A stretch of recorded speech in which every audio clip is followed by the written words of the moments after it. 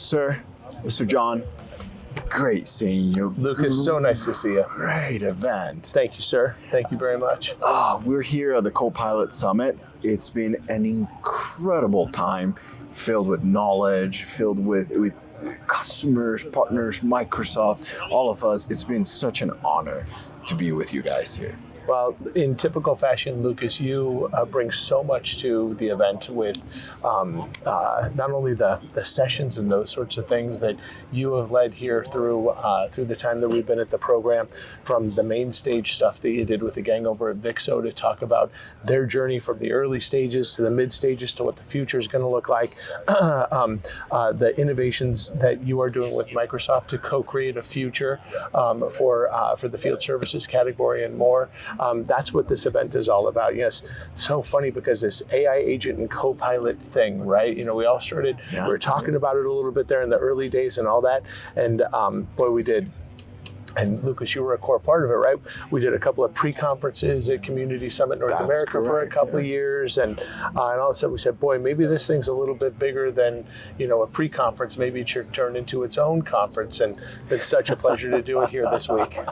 It's incredible, and so I think one of the most important things that we've noticed in this conference was that Copilot AI is going to be part of our lives.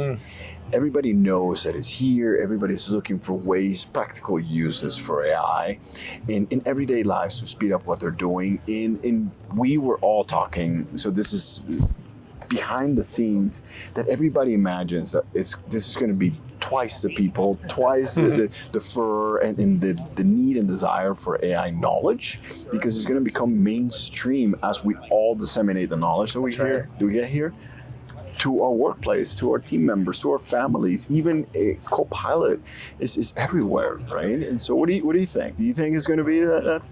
Yeah, so I think you know, this year we welcomed 550, so something like that, folks to be a part of the event this year. As a year one event to try to create something like that, boy, it's a pretty neat feeling to see it all live and in person and get to chat with everybody and hear where they are in their journey. And then, boy, that person talks to this person, and then they're coming up with a new idea, right? That's the beauty of a community event, right? When you have that sort of thing going on. As we go into, you know, next year, as we go into 2026, we just announced this morning that we're going to be at the same property here at the Hilton Torrey Pines in beautiful San Diego, right on the golf course that you can see behind us out there. It's pretty amazing, and we'll be here from March 16th to the 18th next year. And I think there's something special about the intimate nature that we had this week of everything. So I don't know, you know, we've already got Community Summit North America, which is a very large event, right? 5,000, 6,000 people at that program, 500 sessions, right? All that sort of stuff.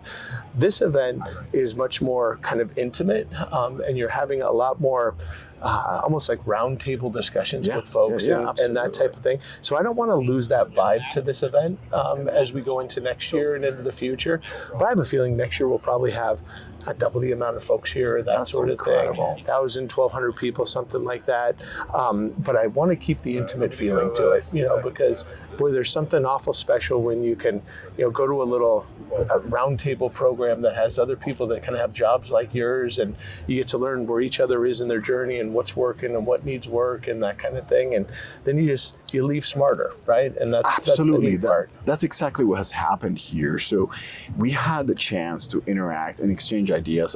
We're an SI at Ludia Consulting. We're a systems implementer, but we communicated not only with customers but with other partners to see what they're doing. And we believe, interestingly enough, last year, the AI story was different than this year. Now it's more applicable. Now it's more usable. Now we're talking about real use cases. And interestingly enough, with the Vixo story, we were pioneers at the very beginning. Remember that? Golly, it was 2.5 years ago that we did the first session with Jim over at Vixo's Chief Operating Officer and Lucas at the pre-conference, remember? Yes. And we were innovating. We had this wild idea to bring AI to 150,000 technicians. That's our goal, right? As Vixo continues innovating, we're trailblazing, and in one of the things that we shared earlier today, we were going 50 iterations. 50 iterations on a daily basis to tweak AI, the LLM, what we were using to get the right result. And everybody now sees that journey. Before, do you remember Back to the Future when he was like, and then he rocks out and he says, you guys don't like it, but your kids are will gonna love it. Right. That's how we felt, and now we're here.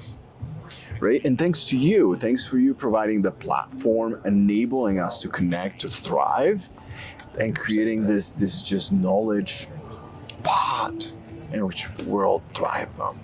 Thank you for saying that, Lucas. And I do think it's amazing because you look at the journey that Ludia has been on with Vixo, right? From the very early stages, like I don't even know if you'd call it pioneering at that point. I actually think it's more like space travel, right? Like you're going into the great unknown, right? And trying to go where nobody's ever been before. And that's what you guys were doing with Vixo. To then now see a couple of years later, right? Especially this last year. Of Vixo's transformation as an organization that's redefining the services category, thanks to the amazing work that you've been doing with not only Jim but also Bobby over there, the head of IT, and the rest of the team. I think they're an organization. This came up today in a keynote that Bob Evans did with Brian Good, Bob Evans is the founder of Cloud Wars, and Brian Good, the CVP of Business Applications over at Microsoft. They were talking all about this kind of organizational transformation that needs to happen around the technology, as opposed to the technology creating the operational shifts, the operational shifts being driven by the business strategy that then leverages the technology to deliver something special to the business, to the customer, to whatever it is. And I think the Vixo story there is just one heck of an amazing one. I think the other thing about like this event versus like Summit North America, for example, right? So you've got this event, which is all about sort of the, what are the opportunities? Can I understand those opportunities? Can I internalize those opportunities? Can I apply them to my business, right? That kind of thing. And then we kind of moved into the impact stage, right? Hey, what is that impact going to be? What could that impact look like? That kind of thing. And the neat part was here by the event wrapping up here today, now everybody's talking about what the outcomes might be, right? Hey, what can those outcomes look like? What could those outcomes be? And it's interesting to see that microcosm over 3 days, right? Of start talking about the opportunities, then move into the impacts, and now start to talk about the outcomes, something you and the Vixo team have lived through, that then we got to see come to life on the stage today. Yes, absolutely. So you talk about something very fascinating. So we're talking about outcomes over outputs. Remember, that was the last time. Now this time we have a new one, right?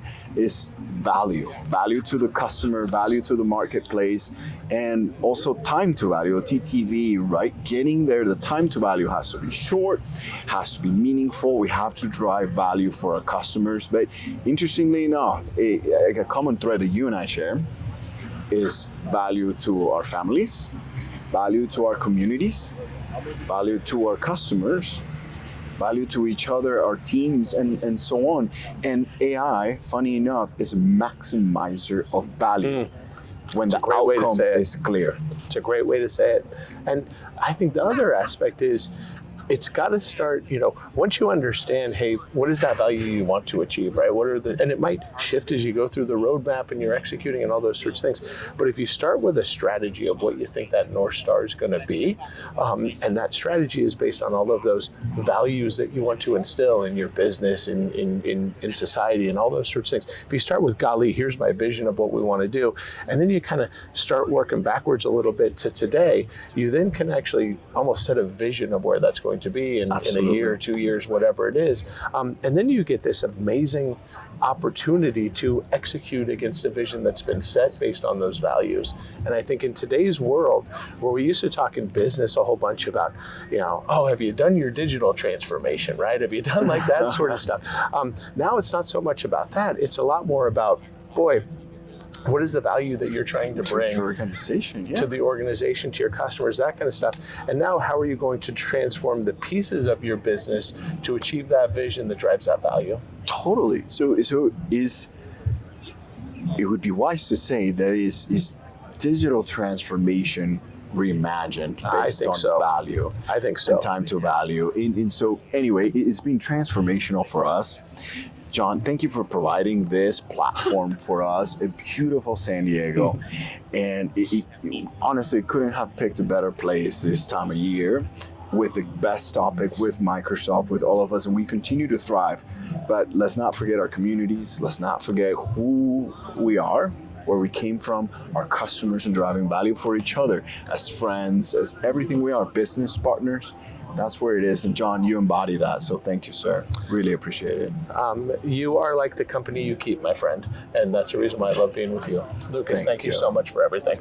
Thank you. The pleasure is ours. And thank you for having us, and look forward to more sunny days together filled with AI. Hey, next year we'll be right back here. We'll be hopefully sitting in the same spot. That's it. We got to mark the spot because we're going to sit here next year with all of you. So thank you for being here, John. Thank you for all you do. Thank you, Lucas. We'll see you next time, everybody. Thank you.